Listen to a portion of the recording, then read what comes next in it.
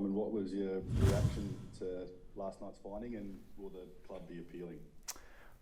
Clearly it's disappointing and frustrating, there's no doubt about that. And I think when you see the outrage in our supporter base, you see the outrage of the footy community, clearly you look at it and it's either unjust or the fabric of the game's getting challenged. And for us it's important that we probably go down that path of looking at why that's the case and take it a little bit further, and we'll look at all avenues about how we go about doing that and get all the information that we can. But clearly there's a level of frustration, a level of disappointment, and for a whole range of different reasons. Because clearly the laws state that you can contest the ball, and Jacob's only thing that he was looking at was contesting the ball. So the fabric of the game's being challenged.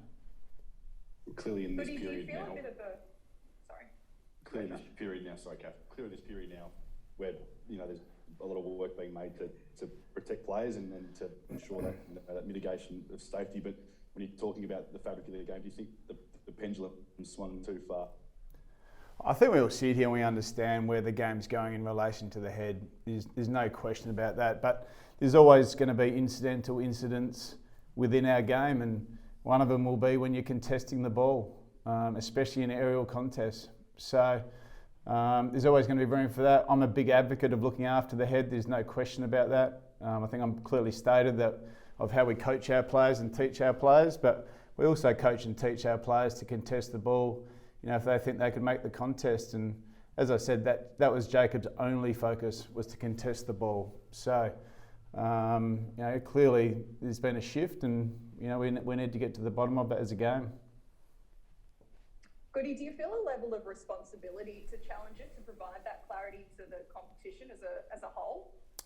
Yeah, we do, because we don't want our players being confused, but players throughout the competition. And I think, as you can see from the outrage, as I said, not only from our supporters but from the footy community, from the media, there is a level of confusion that's out there all of a sudden. So we certainly feel it's an important process to go through to help build that clarity.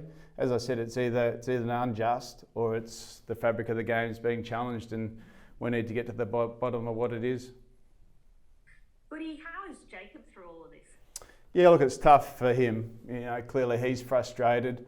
He's a 20-year-old that's played 6 games of footy, and he's always just been a ball player that goes after the ball. So, he's frustrated. I think he's also, he takes it pretty hard because your name's going through a pretty big process as a young player to deal with. So, we've got a lot of support for Jacob around him and making sure he's okay. But we've also got to make sure that he focuses on the, potential that, he'll be playing this week, and we need him to be able to perform. So, we've got all those things that we've got to juggle with Jacob.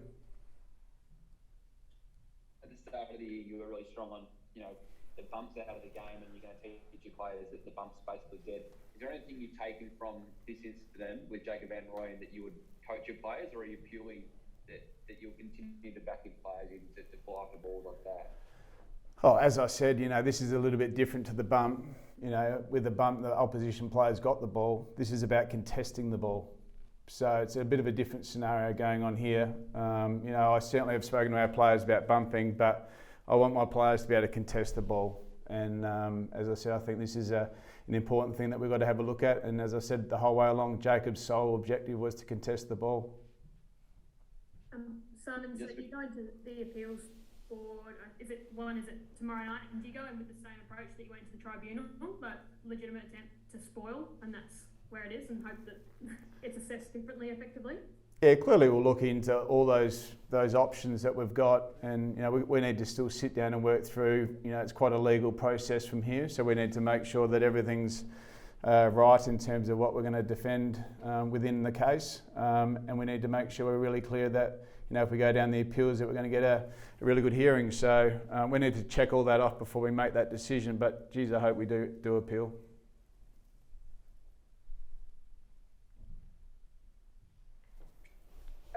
Goodies from a... Oh, sorry. Mitch, do you want to go? You go. Oh, you go. So I was just going to say, so Simon, have you confirmed that you are appealing, or are you still finalising that? Oh, I hope we do, and the club's certainly pushing down that path. We just need to make sure, as I said, it's a legal process. We need to make sure that it's all pretty clear about the process moving forward, and that decision will be made in the next hour or so. But it's more than likely that we will be appealing, yeah. Okay, thanks. I was just going to say, from a game sense, you'll probably still need to plan for both scenarios. Your tolls, you've got a few in the mix, but can you talk through what you're thinking, you know, with McDonald, Ben Brown? What's your thoughts on that front? Kath, Jacob will be picked. That's all I'm thinking about at the moment. And if you do fail in your appeals? I'm not even considering it. Right, I'm not even considering it at the moment. He'll be selected, and clearly that case won't be heard till after the teams are out. So we'll decide that once the teams are out. But it's not even crossing my mind at the moment. Is Charlie Spargo out coming back through twos on the weekend with his concussion? Just got an update there, and will he press for AFL selection? Is he in your thinking? Yeah, he'll definitely press for selection. He basically played in the VFL based off just having 2 weeks out of the game and coming back from concussion. We know at times that can be quite challenging, and having two weeks out, we wanted to make sure that he was 100% right. So we brought him back via the VFL. He played incredibly well. He's an important player for us. So yeah, he's right in the mix for selection this week. Has Ben Brown done enough to earn a red call and maybe play alongside Van Rooyen, putting 3 goals in the VFL last week? Yeah, look, we've got some options from a forward perspective. We've got obviously Ben Brown, Tom McDonald, Jake Melksham, even Joel Smith's come in and started to look really handy ahead of the ball. We've got some options that we've got there. So as I said, we're certainly not even considering that at the moment. But in terms of Brownie, his game's progressing. There's still some things we'd like to see in his game to continue to improve, but he's on the right path. And Salem, how's he tracking? Yeah, Salos, he won't be playing AFL for a few weeks yet. He's just come out of his rehab. He's getting some game loads into him. It's unfortunate that the VFL have got a bye this week, so he won't get a game this week, and more than likely he'll play VFL next week on his journey back towards AFL footy. We want to make sure with Christian that he's 100% right to go. He's fully fit, he's in good form, and at that stage, that's when we'll bring him back into AFL footy. And Michael Hibberd, obviously managed as a laid out. Is he expected to come back to the team? Yeah, he is. He's an important player to us, Hibbo, and he just had a few niggles going on, throughout the whole of last week and over the last few weeks. And obviously at 32, we want to make sure we keep our list really healthy. So we were able to manage him last week, and he'll come back in this week. Last couple of weeks, guys. Opponent, how have you kind of read the Hawks over the first 8 or so rounds? I think we've seen some glimpses, but Sam Mitchell said that they're still obviously tinkering with their toys a little bit at the moment. Yeah, look, the last 4 weeks outside of the Fremantle game, they've been really tight defensively. They've really improved their defensive side of their game.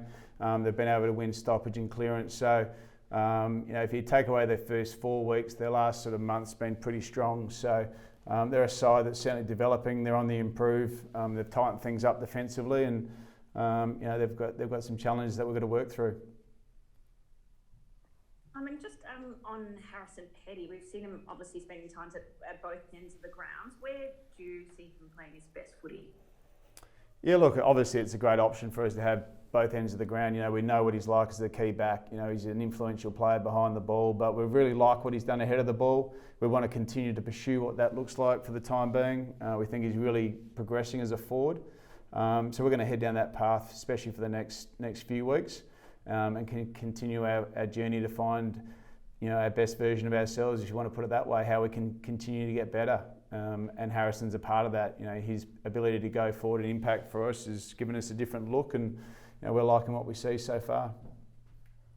Said something similar for Joel Smith as well, obviously in the VFL, or was he just trialing as a forward to help with the team structure in the twos over the weekend? Yeah, look, he's played forward throughout the whole of the summer. He's been in rehab for periods of that time as well. So, that's once again a part of us trying to find ways to get better and shift him into a forward position.